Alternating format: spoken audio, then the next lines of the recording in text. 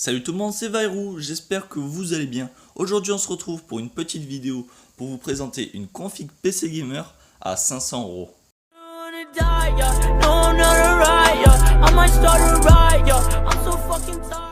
Alors avant de vous présenter ce PC, je l'ai réalisé sur Amazon car c'est là où on trouve les composants pas trop chers et il faut prendre en compte qu'il n'y aura pas Windows et qu'il ne sera pas monté.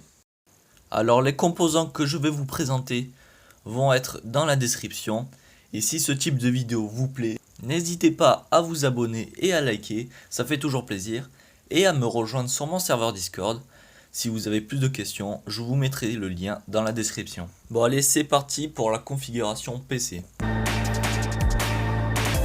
Alors on va commencer avec cette config qui vous permettra de faire tourner tous les jeux en 1080p en élevé, mais ça dépendra des jeux. Et vous pouvez également l'upgrade facilement en ajoutant des RAM pour qu'il soit plus performant.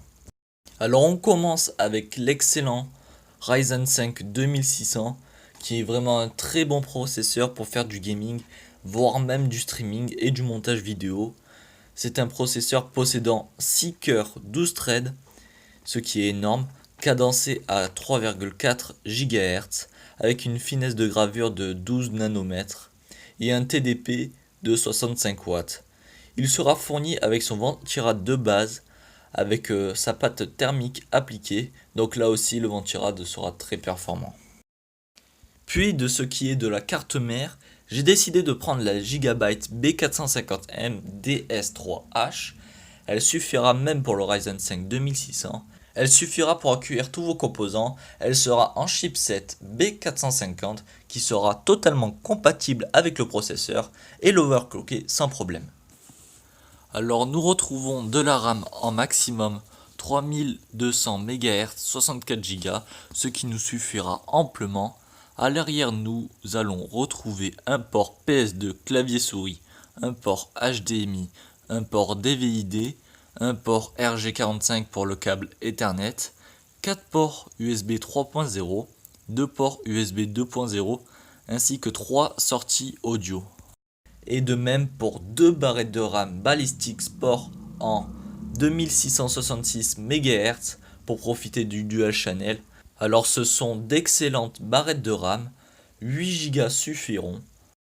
Alors de ce qui est de la carte graphique, j'ai choisi une marque du côté de chez AMD avec la Power Color 580 Red Dragon avec une sortie HDMI, DVI et DisplayPort en PCI Express. Mais si vous avez peur de cette marque, pourquoi pas prendre le modèle XFX 588 Go qui sera un peu plus joli avec un look carbone et un peu plus cher également avec une sortie DVI, une HDMI et 3 DisplayPort en PCI Express 3.0. Alors pour le boîtier, je vous propose l'Aerocool Bolt. Son design sera assez sympa avec une bande LED en façade, contrôlable avec un petit bouton à l'avant. Il accepte les cartes mères de la Mini ITX à de l'ATX. En façade, nous retrouvons un port USB 3.0, un USB 2.0, une prise micro et casque. Nous retrouvons également un ventilateur à l'arrière. Vous pouvez aussi rajouter un water cooling en 240 mm en haut du boîtier. Franchement, ce boîtier est assez polyvalent, je l'ai reçu il n'y a pas si longtemps. Le seul petit bémol que je trouve, c'est la qualité de l'acier, mais bon, ça reste un détail. Ensuite, pour le stockage, ce qui va être négligé dans notre cas, pour entrer dans le budget. Mais j'ai décidé de prendre un SSD BX500 240 Go de Crucial. Il a des débits de transfert assez bons. Pour installer Windows, ça va être vraiment rapide. Alors si vous avez le budget, c'est mieux de rajouter un HDD de 500 Go. Alors pour terminer cette config, quoi de mieux qu'une alimentation bien sûr, sinon le PC ne marcherait pas.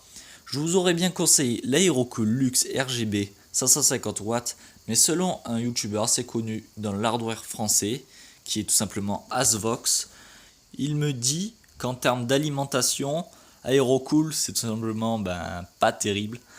Sachant qu'il y a des alimentations bien meilleures comme celle que je vous présente maintenant.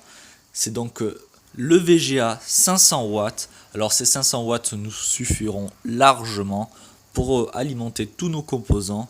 Le petit bémol, c'est que son rendement est en 80+.